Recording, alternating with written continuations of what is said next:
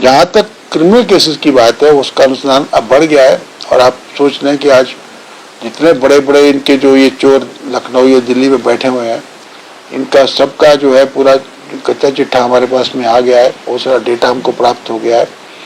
30,000 करोड़ के आसपास का जो लूट इन्होंने मचाया उसका पूरा डेटा हमें मिल गया। वैसे इन्होंने अपना वारंट ये बेल के मूव किया है और कुछ का बेल रिजेक्ट भी हो गया है।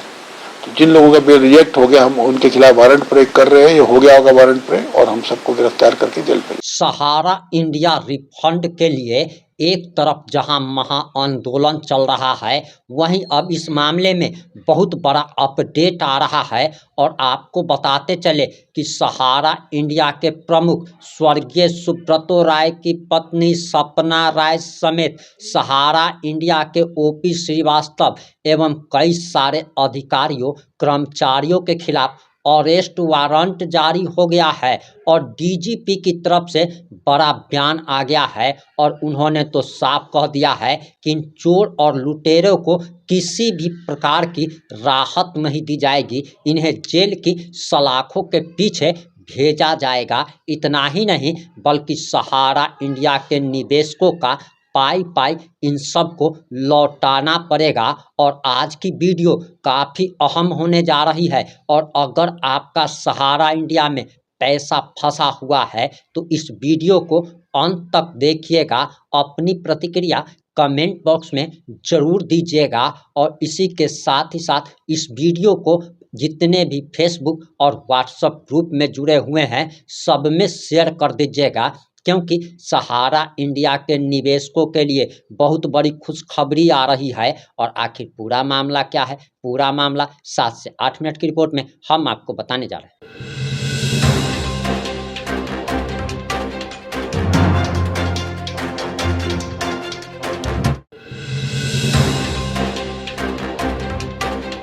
नमस्कार, मैं प्रिंस कुमार सिंह और आप देख रहे हैं पॉजिटिव इंडिया। अगर अभी तक आपने चैनल को सब्सक्राइब नहीं किया है तो खबरों से अपडेट रहने के लिए कृपया चैनल को सब्सक्राइब कर लीजिए और जो लोग भी ऑलरेडी कर चुके हैं उन तमाम लोगों को सही हृदय धन्यवाद। अब वापस आते हैं अपनी खबर पर। अब तक पॉजिटिव इंडिया को सहारा इंडिया ने 3 लीगल नोटिस भेज दिया, लेकिन 3 लीगल नोटिस मिलने के बावजूद भी हम सहारा इंडिया के निवेशकों की लड़ाई बुलंदी के साथ लड़ रहे हैं, उनकी आवाज़ को बुलंदी के साथ रख रहे हैं और इसका प्रभाव होता हुआ अब दिख रहा है। लोग पहले निराश थे, उनको लग रहा था कि उनका पैसा इस जन्म में वापस नहीं मिल पाएगा, लेकिन हम लगातार लोगों के हौसले को बढ़ाते रहे और आज उसका सुखद परिणाम भी देखने को मिल रहा है। और आपको बताते चले कि झारखंड के डीजीपी यानी कि पूरे राज्य के पुलिस प्रमुख का जो बयान आया है वो बयान आपको ज़रूर सुनना चाहिए। और आखिर पूरा मामला क्या है, पूरा मामला भी हम आपको आगे बताएंगे, लेकिन सबसे पहले आप झारखंड के डीजीपी महोदय का ये बयान सुनिए। हमारे से 3 बातें रखी थी। पहला था कि जो मामले झारखंड में दर्ज हैं उसमें कड़ी कार्रवाई हो, अभियुक्त गिरफ्तार हो, अभियुक्त जेल जाए।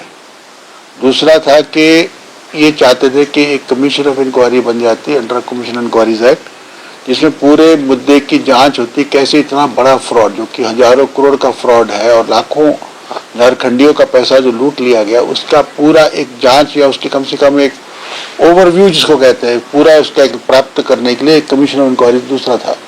तीसरा इन्होंने मांग रखा था कि चूंकि सर्वोच्च न्यायालय में इनका केस चल रहा है और ये एक NGO है, ये चाह रहे थे कि कुछ इनको लीगल एड सरकार की ओर से मिल जाए।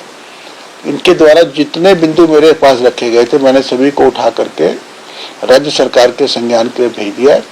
और मेरी जानकारी के अनुसार राज्य सरकार और विशेष रूप से हमारे माननीय मुख्यमंत्री जी वो बहुत इसके लिए बहुत सेंसिटिव हैं। वो उनको आइडिया है, मुख्यमंत्री को आइडिया, चूँकि मेरे से 2-3 बार पूछ भी चुके हैं कि क्या इसमें हो रहा है, कि उनको आइडिया है कि इसमें काफ़ी गरीबों का पैसा मारा गया है, वो भी चाहते हैं। तो मुझे उम्मीद है कि जल्दी झारखंड सरकार इस पर कार्रवाई करेगी, मुझे ऐसा लगता है। जहाँ तक क्रिमिनल केसेस की बात है उसका अनुसंधान अब बढ़ गया है और आप सोच लें कि आज जितने बड़े बड़े इनके जो ये चोर लखनऊ या दिल्ली में बैठे हुए हैं, इनका सबका जो है पूरा कच्चा चिट्ठा हमारे पास में आ गया है। बहुत सारा डेटा हमको प्राप्त हो गया है।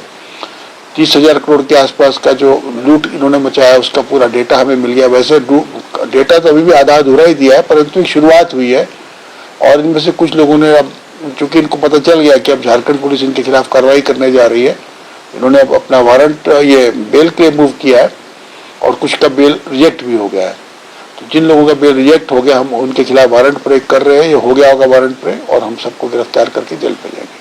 तो इसमें से क्या लगता है कि जो अभी तक जिनको न्याय नहीं मिल पाया, जो अभी तक आस में लगे हैं, जिस तरह से झारखंड सरकार के प्रति लोगों में एक विश्वास जगा है कि चलो कोई और नहीं, कम से कम झारखंड के मुख्यमंत्री हेमंत सोरेन ने गरीबों की आवाज को सुना और अब ये आगे बढ़ करके अब आपके हाथ में ये केस आ गया है, तो क्या लगता है कि उनके आंसू को आप लोग पहुंच पाएंगे और उनको न्याय मिल पाएगा?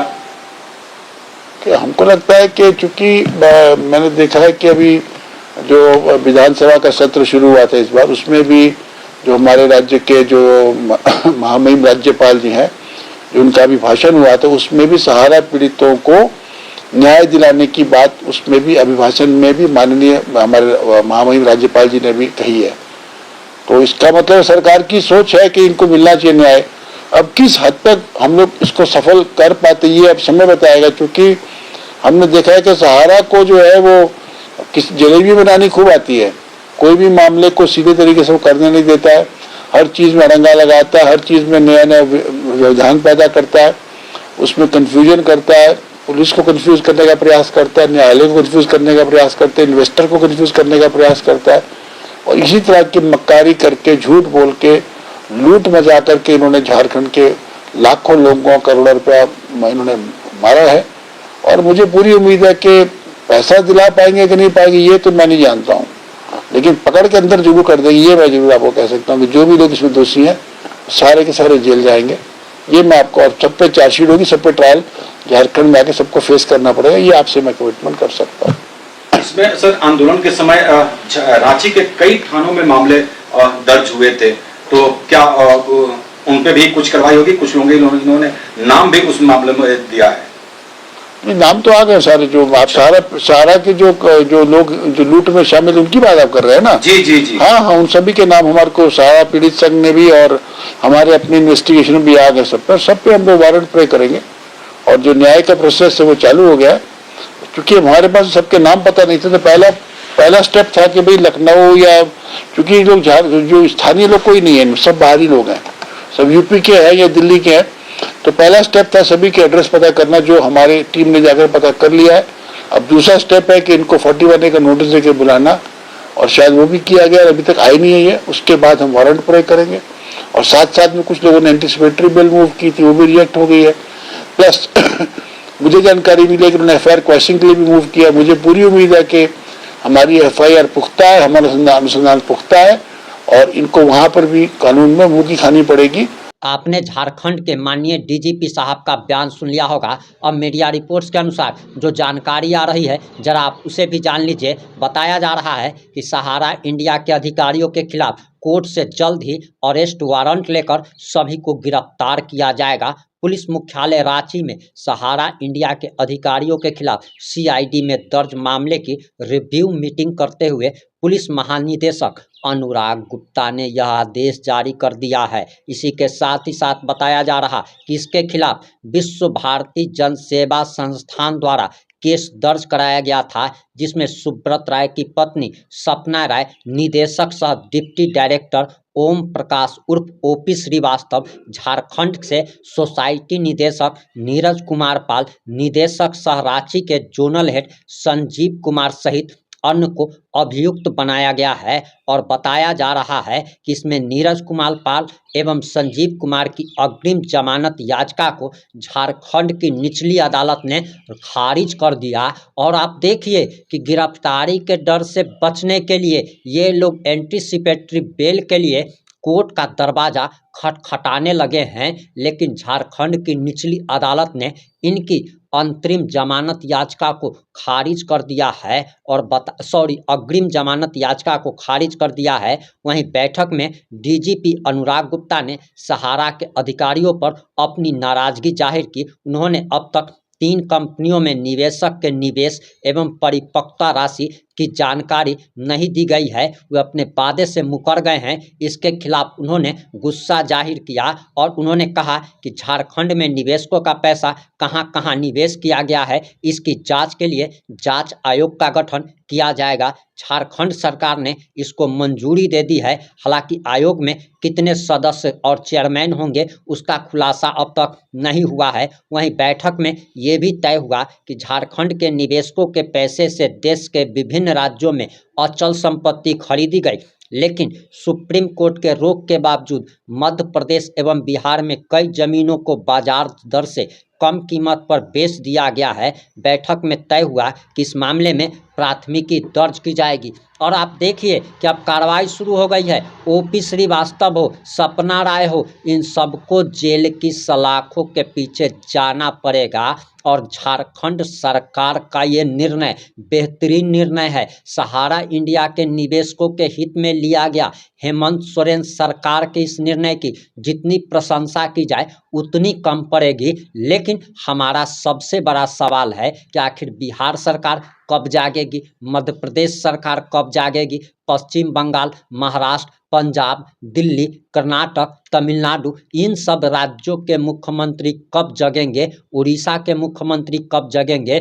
और सबसे बड़ा सवाल तो यही है कि देश के अधिकतर राज्यों में बीजेपी की सरकार है, केंद्र में बीजेपी की सरकार है, अमित शाह गृह मंत्री है, लेकिन ये लोग जुमलेबाजी करते थकते नहीं हैं और झूठ बोल बोल करते कि तो इन लोगों ने जनता को इतना निराश कर दिया, हताश कर दिया कि कई लोगों की आंखों की उम्मीद में जो किरण थी वो खत्म हो चली है। किरण खत्म हो गई, इन लोगों का आशा जो है खत्म हो गया, उम्मीद खत्म हो गई। तो आप ये जान लीजिए कि जिस व्यक्ति का आशा और उम्मीद खत्म हो जाता है वो व्यक्ति जिंदा लाश बन जाता है। और जिंदा लाश बनाने वाले हमारे भारत के गृह मंत्री माननीय अमित शाह जी हैं। अमित शाह को आगे आकर के इस पर कार्रवाई करनी चाहिए। जिस प्रकार की कार्रवाई झारखंड में हो रही है, भारत के हर एक राज्य में क्यों नहीं हो सकती है। और सबसे बड़ा सवाल, जनता को एकजुट होना चाहिए। अभी कई राज्यों में विधानसभा चुनाव होना है, अपना दम दिखाइए,